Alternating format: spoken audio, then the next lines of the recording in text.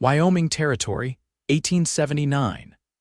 The wind howled low across the high plains as Helena Brooks trudged along a dirt wagon road with her baby on her back and nothing left in her hands but the reins of a borrowed mule. The sky was wide and empty, just like the place her family had left her.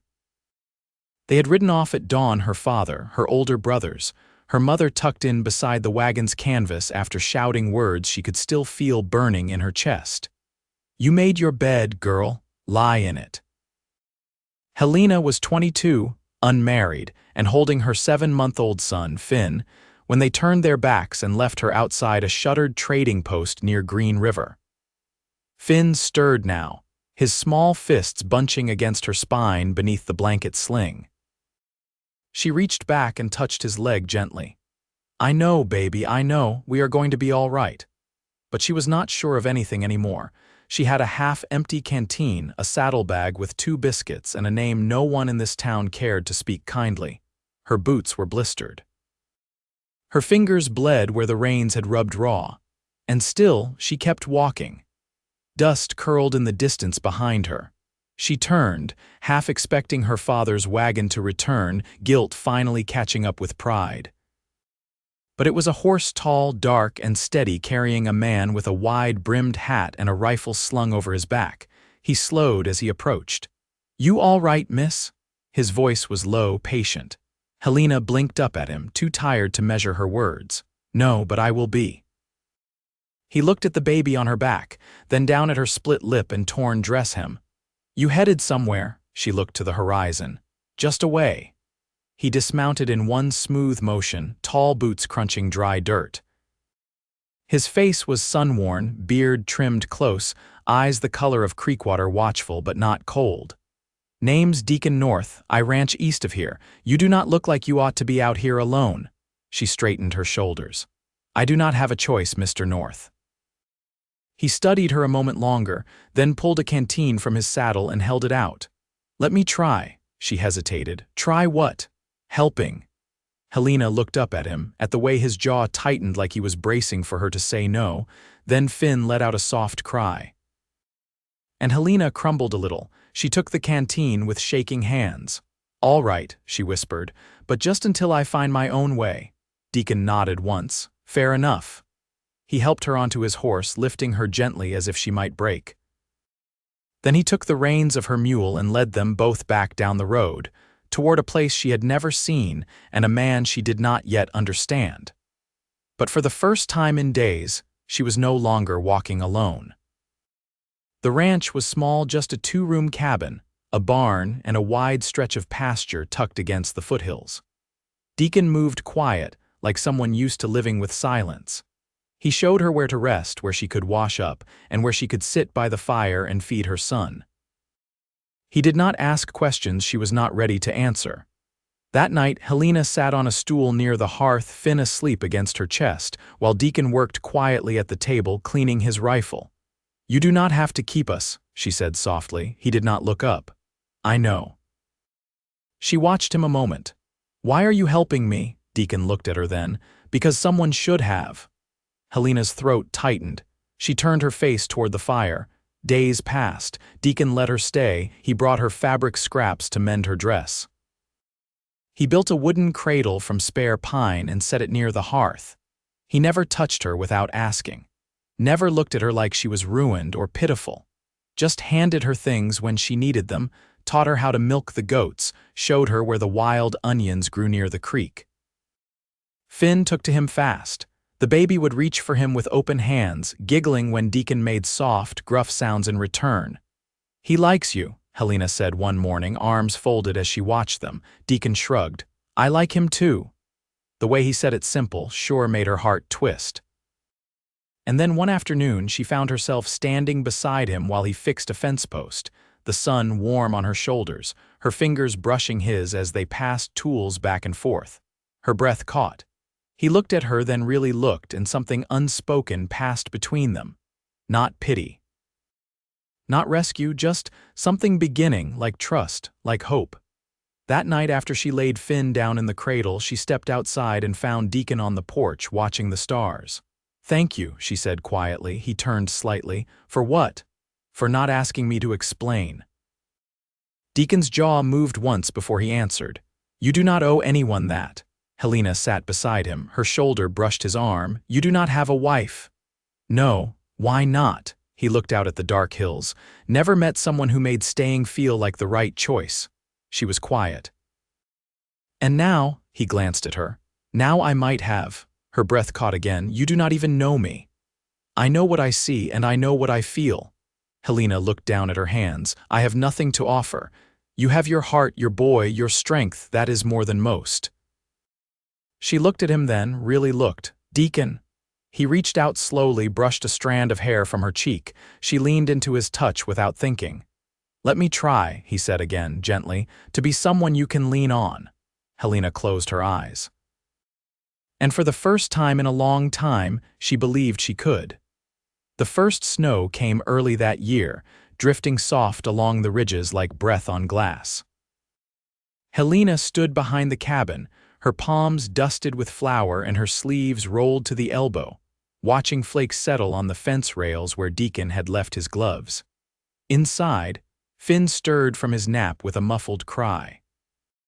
She wiped her hands on her apron and ducked through the door, lifting him from the cradle before his tears could rise. His cheeks were flushed, warm against her neck as she shushed him gently. You're growing too fast, she whispered, rocking him as she stepped back toward the hearth. I need more time to figure this out. The cabin smelled of lard and simmering onions. Her dough sat rising beneath a cloth, her stitches on one of Deacon's shirts half finished on the table. She hadn't meant to fall into rhythm here, not like this, but every day she woke to the sound of wood being chopped or the murmur of Deacon's voice outside the window. Something in her steadied. That evening, he came in with snow on his shoulders and a rabbit slung from his belt. He handed it over without a word and she took it, nodding toward the pot already warming on the stove. I salted some broth, she said, not meeting his eyes. It'll stretch further with meat in it. He crouched beside the fire, rubbing his hands together. Town's 2 days out. I'll need to ride in before the week's up. Feed's low. Helena folded her arms, shifting Finn to her hip. I can go with you. Deacon looked up slowly. That's something you want. I don't want to hide forever. He stood and wiped his palms on his trousers. Then we'll go. She hadn't expected him to agree so easily. I thought maybe you'd rather I stayed behind. I wouldn't. She watched him as he crossed the room to his trunk, pulling out a wool coat and setting it across the chair back. There was no hesitation in him, only a quiet readiness, like he'd already made space for her in plans he hadn't spoken aloud. Later, after supper, she stepped outside with a lantern and watched the snow gather in the hollows of the yard. Deacon joined her, rubbing his arms against the cold. You ever think about going back? He asked. She shook her head. Not once. My father left when I was 14. He didn't look at her as he spoke. Took the team and never turned back. My ma got sick the next winter. I buried her myself. Helena waited, unsure what to offer. Deacon went on. After she passed, I stayed. Land was hers. Seemed wrong to let it rot. She tightened her shawl. You built all this alone. I did. He turned to her then, his face lit faintly by the lantern's glow, but I don't want to keep doing it that way. Helena's breath caught in her chest. She looked away toward the dark ridge where the wind had smoothed the snow into long white curves. I'm still finding my way. I know. His voice was low. I'm not asking for anything you're not ready to give. She was quiet a long time. Then softly, I've never had someone wait for me. You do now. She looked up at him and he reached out slowly, letting his fingers graze hers. She didn't pull away. Inside, Finn stirred again and Helena turned toward the door. I need to get him. Deacon nodded, stepping aside. As she passed, her shoulder brushed his, and she didn't move away too fast. That night, as the wind curled around the eaves, she lay beside Finn and listened to Deacon's steady breathing from the other side of the cabin. Her heart beat slow and full, not from fear, but from something else, something that felt like ground beneath her feet after too long drifting. She didn't know what their ride to town would bring. Whispers, maybe, eyes that lingered too long, but she wasn't walking into it alone. And that changed everything. The trail into town was hard-packed and gray with frost, the mule's breath fogging around its bit as Helena adjusted Finn's shawl and rechecked the saddle ties. Deacon had loaded their pack with trade good salt, a few pelts, a jar of dried chokecherries, and wedged a small tin of lye soap she'd made beside the flour sack. They rode double on the horse, Helena seated behind him, steadying her son between them. The mule trailed behind, hooves crunching frozen earth. They reached Green River before midday, the town huddled low against the wind, buildings bleached to pale wood and smoke rising from chimneys like thin fingers. Deacon dismounted first, tying off the reins outside the mercantile. Helena stayed seated a moment longer, her eyes flicking over the street. A man stepped out from the stable, wiping his hands on his vest. He squinted at her as if trying to place her face. Deacon glanced over, voice flat. "We won't be long." No one spoke as Helena lifted Finn and followed him through the door. The warmth inside hit her like a wave lamp, oil, beans, and sawdust. She kept her chin level. Deacon greeted the shopkeeper with a nod. "Got trade." The man behind the counter, broad-shouldered, sleeves rolled, scratched his beard. "North, didn't expect you till spring, needed feed, and some sugar if you've got it." The shopkeeper leaned back, looking at Helena. "And who's this?" She didn't flinch. "Helena Brooks." The name landed heavy between them. The shopkeeper's brow twitched. "You James Brooks' girl?" "I was." Deacon's tone cut through the air. "She's under my roof now, that enough?" The man nodded slowly, glancing toward the shelves. "I'll fetch your order." Helena stepped to the side, facing the window. A boy outside was sweeping snow from the porch of the hotel, his hands red and raw. She watched him scrub at the boards with quiet determination. "You all right?" Deacon asked beside her. "I didn't expect it to feel so small." He didn't press. The shopkeeper returned with a burlap sack. "Got the grain, sugar's scarce, half-pound's all I can spare." Deacon handed over the pelts. "Fair." As they stepped back into the cold, Helena caught sight of a woman across the street, a striped shawl pulled tight, bonnet shadowing her face. She paused mid-step, recognition flickering in the eyes that met hers, her older sister. The woman turned sharply, skirts brushing snow, and disappeared into the alley behind the bakery. Helena didn't move. Deacon watched her.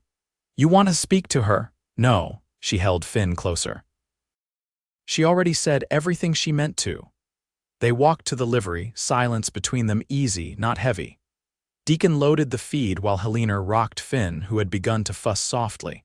The stable hand offered a nod, and Deacon gave him a coin. By the time they rode out, the wind had quieted. Helena leaned forward, resting her forehead lightly against Deacon's shoulder. "You never asked what happened." He didn't turn. Didn't need to. She closed her eyes a moment. "He was a ranch hand. 12 years older, said he'd marry me, then disappeared 2 days after." Deacon waited. "My brothers blamed me, said I'd shamed them. My mother told me I'd made myself a burden." He let out a slow breath. "They were wrong. I know that now." The road stretched ahead, white dusted and ridged with wheel tracks. Deacon shifted slightly and placed his hand over hers where it rested at his side. "You're not a burden. You're the strongest thing I've ever seen." She didn't answer, but her hand tightened around his. By dusk, they reached the cabin. Smoke curled from the chimney, the snow around the yard still undisturbed. Inside, the fire had burned low but steady. After supper, Helena folded the shawl she'd worn and laid it across the rocker. Deacon knelt beside the hearth, stacking kindling. She knelt down beside him. "You meant it, didn't you?" He looked over. "What part?" "That you want to build something with me, not just help." "I meant every word." Her gaze didn't waver. "Then I'm ready." Deacon's brow furrowed slightly. "You're sure?" "I've never been more." He stood, held out his hand. She rose with him, her fingers slipping into his. There was no ceremony, no audience, just the fire's quiet crackle and the soft breath of her son sleeping nearby. But it was enough. That night, as she lay beside him for the first time, Helena knew she hadn't just found safety, she'd found home. The creek swelled with meltwater as spring edged its way across the valley, and Helena stood knee-deep in the garden plot, turning soil with a borrowed spade. The handle was worn smooth, the blade dulled from years of use, but it held steady in her grip. Deacon had shown her the edge of the property where wild mint grew, and she dried some on linen near the hearth, hanging it with care beside strips of venison. Finn sat in the dirt nearby, fisting clumps of grass and watching birds flit between fence rails. His cheeks were rounder now, eyes more curious than sleepy. She'd sewn him a pair of breeches from an old flour sack, patching the knees with blue cotton Deacon had traded for in town. Deacon rode out at first light most days, tending to the cattle, checking fence lines. Helena didn't ask where exactly he went, not because she didn't want to know, but because she trusted he'd come back, and he always did. That evening she found him in the barn, oiling the harness straps. His shirt sleeves were rolled, his hands dark with grease. She leaned against the door frame, wiping her palms on her apron. "I've been thinking," she said, voice low but steady. He didn't glance up. "That's so? I want to buy a milk cow." He paused, then looked over his shoulder. "You planning to keep her in the kitchen?" "I'm planning to build a pen beside the garden." Deacon chuckled, his eyes softening. "You've got something in mind for the milk? Butter, cheese maybe, something I can trade if I get good at it." He set the harness aside and stood. "I've got a neighbor 2 ridges west. He lost his wife last winter, might be willing to sell one of his jerseys." Helena nodded, heart thudding at the thought of someone saying yes to her idea without hesitation. "I'd like to go with you when you speak to him." "All right," he said. "We'll ride out in a few days." She hesitated. "You think he'll deal with me fair? You'll be standing beside me. That'll be enough." The wind picked up outside, rattling the barn doors. Helena stepped in farther, brushing hay from the edge of the bench. "I never thought I'd be planning anything again." Deacon rubbed the back of his neck. "You figured you'd just get by." "I figured I'd stay quiet and unseen until Finn was grown." He walked to her then, slow and sure, and rested his hand against her waist. "That's not the kind of life you were made for." She looked up at him, her breath catching. "What kind is that? The kind where you make things grow?" The words struck something deep. She reached up, her fingers curling lightly around his wrist. "You really believe that?" "I've been watching it happen." That night, after Finn was down and the fire had burned low, Helena pulled out the ledger Deacon had given her. It was an old account book with blank pages at the back, and she'd begun writing in it with a stub of charcoal. She recorded the date, then wrote, "One day I will feed this land and it will feed me back." She glanced at Deacon, who was carving a new handle for the drawknife by lamplight, his brow drawn in concentration. She could see the faint scar at his temple, a line hidden by hair, and realized she didn't know how he got it. "Deacon," she said. He didn't look up. "How'd you come by that scar?" He set down the knife. "Bar fight long time ago. I said something a man didn't like." She tilted her head. "What you say?" "I told him he shouldn't strike a woman. He disagreed." Helena was quiet a moment. "You've always stepped in for people, only when it mattered." She closed the book and stood, crossing to him. "I don't say this enough, but I see what you do. Not just for me, for all of this." He leaned back, studying her face. "You don't need to say it, I already know. But I want to." He reached up, brushing his thumb gently along her jaw. "Then I'll listen." She leaned down and kissed him, slow and certain, not out of gratitude or need, but because everything in her life before had led her here to this man who never asked her to be smaller than she was. When she pulled back, he exhaled, forehead resting against hers. "We're building something, Helena." "I know," she whispered, "and I'm not afraid anymore." Outside, the crickets had returned, the thaw had begun. And in the solid quiet between them, Helena felt something stronger than survival. She felt belonging. The air held the first warmth of April when they rode west to meet the neighbor with the Jersey cow. Helena carried Finn in a sling pressed close to her chest, his fingers curled into the collar of her dress. The trail wound through stands of aspen, the snow beneath them thinned to patches along the roots. Deacon rode beside her, boots loose in the stirrups, his hat brim low against the sun. They reached the homestead by early afternoon. The house was smaller than theirs, the barn beginning to slump along one side. A man stepped out, wiping his hands on his trousers, his mouth tight with something unspoken. He greeted Deacon with a nod, then looked to Helena and the child in her arms. Deacon dismounted first. "She's the one looking to buy," he said quietly. Helena swung her leg down, careful not to jostle Finn. "I can pay in trade," she said. "Soap, dried apples, linens. And I'm willing to come back through the season to help with what you've still got." The man looked at her a long moment, then shifted his weight. "I've got a small Jersey I was going to slaughter come May. Don't have feed for two." Helena's voice stayed even. "I'll take her." He nodded once and walked toward the barn. The cow was lean but steady on her feet. Helena stepped forward, let her hand rest against the animal's neck. The cow blinked slowly, then lowered her head to sniff Finn's toes. The baby squealed once, delighted. "She'll come with a pail and halter," the man said. "You'll need to put weight on her." "I'll manage." He ran a hand over the back of his neck. "Your boy's got a strong voice." "He's his own person already," she said. The man looked away, then back again. "My wife, she'd have liked to see this. Someone not afraid of hard work." Helena held his gaze. "Neither am I." They shook on the trade, and Deacon led the cow by rope while Helena followed on horseback. Finn nestled close against her chest. By the time they reached home, dusk had settled behind the hills. Helena set to work that evening, clearing a pen with Deacon's help and spreading straw inside. She boiled oats to soften them, added a pinch of salt, and carried the warm mash out in a dented tin pail. The cow took to her slow and steady, chewing with a low sound of approval. "You didn't hesitate," Deacon said from the fence line. "I couldn't afford to." He stepped closer, brushing hay from her shoulder. "You've built your place here." "So have you," she said, turning slightly toward him. "But now it's ours." He looked at her then, not with surprise, but with something settled. The next weeks passed in rhythm. Helena rose early to milk, her hands learning the work by feel. She churned butter with a wooden dasher. Deacon carved himself, then wrapped it in cloth to keep cool in the well house. She traded 3 pats to a trapper's wife for a bolt of muslin and 2 jars of blackberry preserves. Deacon added a second paddock to the pasture. Finn learned to stand holding to the edge of the cradle and laughed when the chickens scattered at his feet. Helena laughed with him, the sound carrying through the open window, catching Deacon's ear as he came in from the barn. That night they sat by the fire, Finn asleep between them in his basket.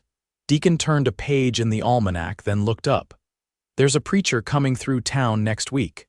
Helena set her mending aside. "Was that your way of asking?" He smiled, but it was quiet and true.